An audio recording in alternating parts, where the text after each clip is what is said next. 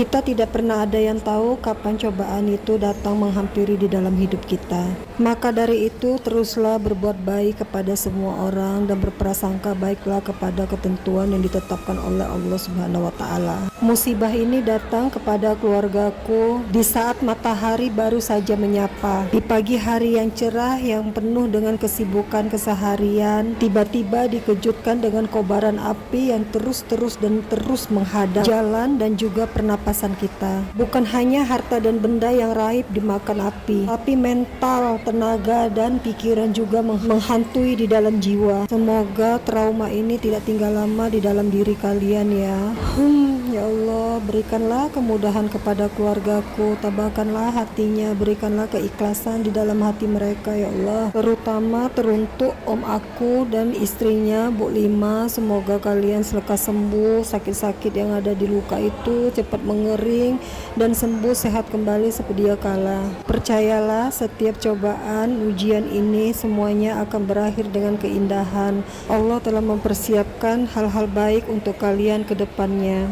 Bismillah, lekas sembuh Om dan Ibu. Pelajaran yang bisa kita ambil dalam kejadian ini, jangan pernah untuk meninggalkan kondisi apapun dan meremehkan dalam kondisi sesempit apapun itu kalau yang dengan api, gas, bensin dan lainnya. Namanya kita hidup pasti berpacu dalam waktu. Semuanya urusan itu kalau bisa seringkas mungkin sambil masak, tapi bisa memegang hal-hal lain yang bisa dikerjakan. Tapi resikonya itu sangat besar Besti. Dan buat kita semuanya, kita pastikan pipa-pipa gas segala macamnya itu dalam kondisi yang baik, jangan sampai ada yang bocor. Bismillah, lindungin kami semuanya ya Allah dari mara bahaya yang terjadi.